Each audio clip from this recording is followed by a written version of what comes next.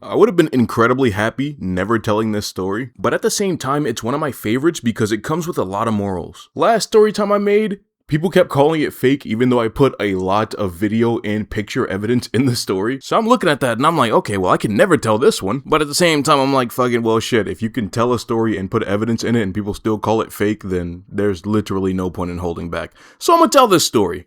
Enjoy. All of the previous roommates I'd had in my apartment moved out. Some of them couldn't afford to live there. Some of their boyfriends didn't like the fact that they had a guy for a roommate. Some of them, I can't really say why because it's not my story to tell. And don't get me wrong, I genuinely thought most of these people were cool in their own individual ways. So of course I wished them the best and told them we would always be friends. But I was at my limit with some of these people. Like I said, most of them were really cool at the end of the day, but there were some huge problems that I can realistically say I am not going to miss. Such as having people routinely crash out on me because it's their period and for some reason that gives them the right to be an asshole. Weekly and sometimes bi-weekly drug-induced anxiety attacks. Beefing with their boyfriends because they for some delusional reason think that I want their girls. So like I said, awesome group of people. But even awesome people have problems that make them, like, extremely not fucking awesome to be around. I do kind of miss them sometimes, though. I really wonder what they're up to. I don't know. Maybe if things went a little differently, then we could... What the hell was that? One thing that sucks about living alone is there is literally no one to blame all the random noises you hear around your house on. I developed this habit of getting up and leaving the room I was in because I was certain somebody was spying on me. I started unlocking a lot of fears about being in my room animating. Because with me being the only person here, the only person somebody could hurt if they got in here was me. Give me your ass, nigga. Nigga, you see me looking at you, nigga. Give me your ass, nigga. And like I said, I still liked living alone, but there was just some things that were not worth it. Like, the rent is so much more expensive when it's just you paying for it versus you and 3 other people paying for it. It was almost like $2,000 a month. Not to mention, at that point, the price of almost everything was going up. I was dangerously close to giving head for a carton of eggs, bro. That would have been a real low point. So after a while of thinking to myself, I'm like, okay, I guess I've had my fun. It's time we get some roommates to fill all these empty rooms. But I didn't want just anybody in here. It was important to me that I maintain my peace this time. So I started scheduling some interviews to look for possible roommates. Out of all the interviews I had, there were 3 people that stood out to me. Fiona, Michael, and Kimmy. And also this other dude that I used to hang out with, but he lost his phone and went AFK right before the interviews. The person I really wanted though was Kimmy. We had known each other for almost a year at that point, and she was also looking to move out of her parents' place.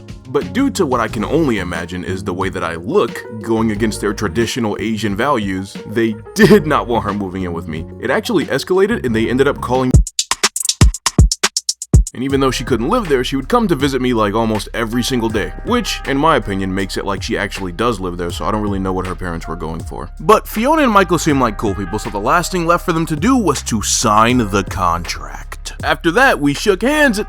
that does not look like they're shaking my hand, bro. Come on. For a while, they never really struck me as weird people while they were living there. I always spent most of the day animating. Usually around the time that I wanted to call it quits, Mike would come home from his job with a 6-pack. Fiona was always a different case though. She loved to talk and I always thought that was really cool about her, but every now and then, she would say some very not PG-13 stuff in the conversation. And me, with the sense of humor that I have, I always thought the shit was hilarious. But Kimmy, on the other hand, did not find it to be the most charming. I didn't really care, bro. As long as they were paying their rent, I didn't have any problems with them. Like I said earlier, I'm usually at home animating. One day, I'm sitting at home wrapping up this absolute fucking masterpiece, bro. I got my headphones in, just kind of tuning out the world, but in the corner of my vision, I can see Michael and Fiona arguing about something. But I'm right towards the end of finishing the video, so I don't really care that much. But through my headphones, I can pick up some noticeable buzzwords such as girlfriend and f***ing. So I'm like, okay, let me remove my headphones and pay attention to the conversation that's happening in front of me. And I've been trying to be a little bit more sensitive with my stories. This is a gross fucking topic, but the YouTube friendly version of it is Mike was in his room with his girlfriend. Along comes Fiona. Mike, his girlfriend, and Fiona are hanging out. After a little bit of time passes, Mike and his girlfriend start to get a little bit more intimate. Fiona doesn't leave, and for some fucking reason, Mike doesn't tell her to leave. So she just watches them from start to finish. This was the dumbest ever chain of events that anybody has ever told me happened because all of it seemed very easily preventable. So when they tell me what happened, I'm like, haha, you guys had me going. I actually thought you guys were seriously arguing. You guys are kidding, right?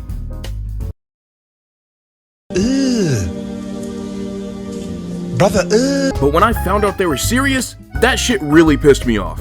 because I've been in situations where people live together and they confuse those freedoms of living together with also thinking they should do other things together. And by the end of it, everybody has a delusional idea about what went down, why it went down, who wanted who, and who wanted what. And if you cannot safely live with somebody without crossing those boundaries, and once you two decide to take that step across that boundary, you're arguing about it later instead of taking responsibility for your part in it, you clearly weren't smart enough to make that decision in the first place. Fiona, you should have left. Michael, you should have told her to leave. Neither of you guys did what you were supposed to do in that situation, so neither one of you was more the good guy and neither one of you was more the bad guy. Stop arguing about it and grow the fuck up. The craziest part is, from what I noticed, despite both of them having this argument previously, she still hung out around him religiously, like every fucking day, every second of the day. Besides that, did not even remotely seem like Michael's girlfriend liked Fiona. And I can't speak on their relationship because I'm not in it. Trust me, I understand that. But from the outside looking in, it seemed like one of those do whatever the fuck I say or you won't be my girlfriend by tomorrow type deals. And there's a lot more to it than that, but that's not my story to tell. I did not want there to be any more relationship drama where I lived. One day, me and Kimmy are texting each other and we're furious because she thinks that the MCU Hulk is better. I'm an actual smart person, so I think that the early 2000s Hulk is better. She's like, alright, you know what? You, I'm coming over right now. We're gonna watch this early 2000s movie, and if it sucks, we're fighting. She comes over, we're on the bed sitting down before we actually start watching the movie, and in the middle of talking, she just kind of stops and makes a face. First, I don't know what's wrong with her, but then I start making the same face. Because we both hear these really weird screaming noises that are coming from the next room over from us. We both just laugh it off and keep trying to talk over it, but it is not working because it literally sounds like somebody is dying in the most dramatic way possible. After some time passes, I get a little worried, so I just give her the bowl of popcorn. I get up and I'm like, I'm sorry, one of my roommates must be playing like a game or something right now. I'll go tell him to keep it down. I walk out of my room, into the main hallway, and when I do, I see that Fiona's door is open. I go up to the door to ask her if she's okay, and dude, I'm gonna put it like this, but take it how you will. When you are doing what she was doing, your door should not be wide open and you should not be that loud. That's all. So I close her door to give her some privacy. Doing that kind of stuff with your door open is disgusting. And that was honestly my last straw with these people. It was going to suck having to pay almost $2,000 by myself for rent, but you know what? It's better that that fucking happens than for me to have my female friend be subject to this kind of stuff every time she comes over here. So you know what I did? Bro, we can't just talk about this? Oh, sure you can. Alright man, so where I'm coming at it from is I think... And just like that, the place was back to being quiet. But it was a different kind of quiet. Because at least this time, I learned for sure, it's better to be happy by yourself than be miserable in a room full of people. Also, I learned that Kimmy's usually right about this kind of shit. I'm still on their head, with my foot on their neck. All I want is respect, always chasing the check.